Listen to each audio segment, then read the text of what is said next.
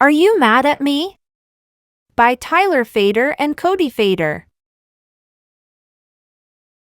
Opal Feather loved her long neck. It helped her reach the highest branch, spot her friends in crowds, and it looked great wrapped in her favorite scarf.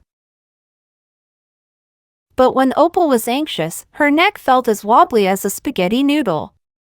Her family lovingly called this the Noodles and tried their best to help. Her mama reminded her she was brave. Her pops wrapped her in snuggly hugs. Her sisters told their silliest jokes. If only getting rid of her worries were that simple. Today was one of Opal's favorite days of the year, the Feather family's annual soiree. Everyone pitched in to make it extra special. This year, it was Opal's job to pick up the triple-layer double custard beet-and-berry tart from Miss Peanut's bakery. The tart was a Feather family tradition, no soiree was complete without it. Opal already felt a little noodly. Picking up the tart was a big responsibility. Step by step, she ran through the routine that helped her stay calm before doing something new and scary. She wrapped her special scarf around her neck, gave herself a pep talk in the mirror, and took 3 deep breaths. She was on her way. As she walked along the path, she noticed a familiar set of spots up ahead. Was that her friend Henrietta? But just as Opal raised her wing to wave, the creature sped away. Why did Henrietta ignore her? A familiar lump grew in Opal's throat and traveled all the way down her neck until she was wobbly as a noodle. She called out to her friend. Are you mad at me? Henrietta rushed back to Opal with a confused look on her face. Why would I be mad at you? Opal sniffled. You ran away when I waved, she said. I didn't even see you, silly, said Henrietta. Today's my first day of track practice, and I was hurrying to get there early. Phew, said Opal. Have fun at practice. She continued on her way. Soon, she found herself at the mouth of a deep, dark cave that led to the edge of the forest. She put on her trusty headlamp and ventured inside. Suddenly, a grouchy voice echoed through the cave. Hey! Who's there? Turn off the light! Opal's heart began to pound and her mouth felt dry. The Noodles again? She quickly turned the lamp off and exclaimed, Are you mad at me? Opal, is that you? Called the voice, now sounding much less grouchy. In the darkness, Opal could barely make out her friend Remington hanging above. I'm not mad. I'm just nocturnal, they said.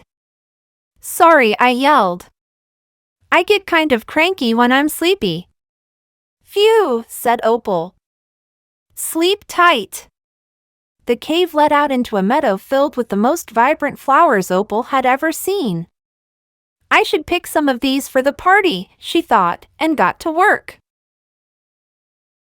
As she bent down to pluck another blossom, a tiny voice shouted, Hey, miss! I'm working here! Oh no! Throat tight, neck wobbly, legs like jelly, Opal felt it all again, even quicker this time. She dropped the flowers and blurted, Are you mad at me? Course not. Just real busy, buzzed Hank the honeybee, peeking out from behind a petal. I'm on the job. Gotta fill this honey order for Miss Peanut by sunset. I'm heading to Miss Peanut's bakery right now, said Opal. What a coincidence. It went on like this all day. It went on like this all day. Are you mad at me? Are you a mad at me? Pissed, are you mad at me? Are you mad at me? You're not mad at me, are you? Are you mad at me? Again and again, the Noodles crept back. Was crunching too loudly on these yummy leaves to hear you say hi. I'm just feeling grouchy because I lost my favorite beard comb. I only yelped because I got a thorn stuck in my paw. I flew away because I thought I smelled French fry. We didn't mean so exclude you. We just huddle like this to stay warm. I'm finishing my underwater basket weaving project and I got distracted. This is just my face. By the time Opal got to the bakery, she was pooped. Being anxious was a lot of work. Hello, Opal said. Miss Peanut, look at you, old enough to pick up an order by yourself. How was the trip here? Opal told her everything. Why don't I join you for the walk back, said Miss Peanut. I'd be leaving for the party soon anyway. You know, said Miss Peanut as they strolled side by side, when I first opened my bakery, I constantly worried that customers were mad at me. Turned out, most of them were just hungry. Opal giggled.